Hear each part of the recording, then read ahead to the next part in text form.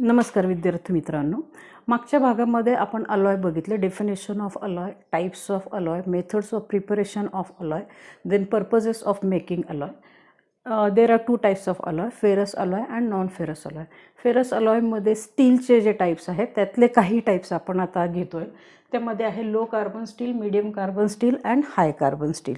आता हे जे टाइप्स आहेत हे कशावर डिपेंड आहेत तर percentage of carbon present in that steel. In low carbon steel, percentage of carbon is 0.05 to 0.3% of carbon and remaining is steel. While in medium carbon steel, 0.3 to 0.6% of carbon and remaining is steel. That means iron. Then in high carbon steel, 0.6 to 1.5% of carbon and remaining is steel. Now, what is the effect of percentage of carbon on properties of steel is its properties changes when there is low percentage of carbon in steel. Then that that steel is soft and ductile and it has low tensile strength. Tensile strength, that means load carrying capacity is low. Then uses of this low carbon steel is for making soft wires, then ropes, tubes, bolts, nails, etc. Then second type is medium carbon steel. It is harder than low carbon steel and its tensile strength is also higher than low carbon steel. Then uses of this medium carbon steel is for making railroads, then axles, then gun parts. For this medium carbon steel is used. Then third one is high carbon steel. The percentage of carbon is 0.6 to 1.5%. Then properties are, it is quite hard steel and it has highest tensile strength. This is very important property of this high carbon steel. And uses are woodworking tools. All woodworking tools like saws, drills, etc.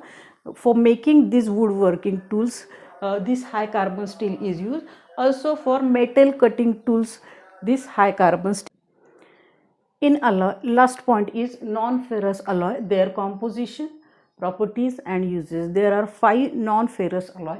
First one is brass, then bronze, then tin man's solder, then fourth one is duralumin and last is woods metal. Their composition, properties and uses. Now first one is brass. Composition of brass is copper 60 to 90% and zinc is 40 to 10%. There are different types of brass. The properties of brass are, it is corrosion resistant and its strength and machinability is higher or good strength. Then uses are rivets, screws, then cheap jewelry, for manufacturing of cheap jewelry, then decorative articles, these are made from the brass. Then second one is bronze.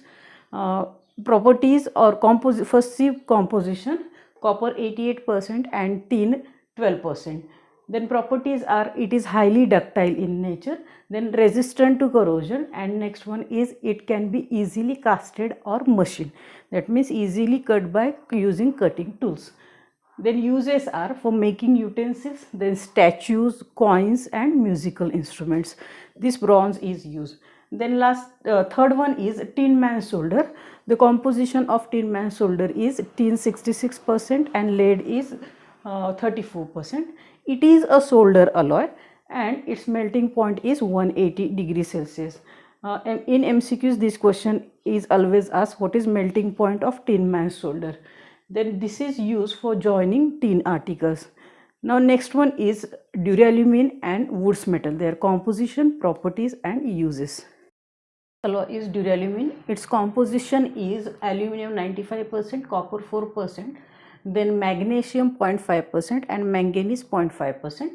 Properties of duralumin are, it is light in weight, it is ductile in nature. Then second one is, it is as strong as mild steel. Then it is corrosion resistant. It is specially used for making aeroplane parts, then automobile parts, then cables and surgical instruments. Then last one is woods metal. It is a solder alloy. Composition of woods metal is bismuth 50%, then lead 25%, tin 12.5% and cadmium 12.5%. These two compositions are always asked in MCQs. Then woods metal properties are, it is easily fusible alloy because it is a type of solder and its melting point is 71 degrees Celsius. It is very important point for MCQ. Then uses of woods metals are for making safety plugs in pressure cooker and boiler. Then second one is for casting in dental work. Then infuse wires, and last one is for joining metallic part to different metallic parts. For joining these metallic parts, woods metal is used. It is also used for taking impressions of coins, then medals, etc. This is all about alloy. Now next one is cement. Cement, it is finely ground mixture of calcium aluminate and silicate which hydrate when mixed with water. It is known as simply cement. Then what is Portland cement? Portland cement, it is finely ground grayish mixture, it is gray in color, of calcium aluminate and silicate with gypsum. That means in Portland cement there is a gypsum. On addition of water it forms, that means that Portland cement forms concrete, and this Portland cement, it is used in RCC structure, that means reinforced concrete structure. In this type of structure, Portland cement is a percentage composition of Portland cement. These are the constituents. There are 8 constituents present in Portland cement. Formula of each of the constituent and their percentage in Portland cement.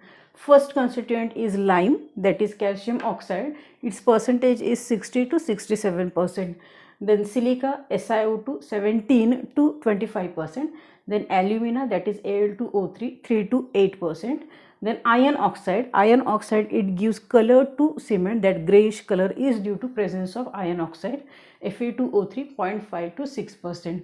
Then magnesia, that is magnesium oxide, 0.1 to 4%. Then sulfur trioxide, that is SO3, is 1 to 2%.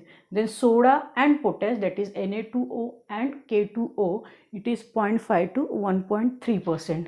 And last one is gypsum, that means calcium sulfate. This is chemical formula, CaSO4 2H2O, and its percentage is 3 to 4%. On percentage composition, MCQs are asked like calcium oxide present in Portland cement is how much, whether 50 to 60, 60 to 67, 70 to 80, like this. Then iron oxide, percentage of iron oxide, and also their functions. What is the function of lime, silica, iron oxide, alumina or gypsum present in Portland cement? Let us see the functions of this constituent.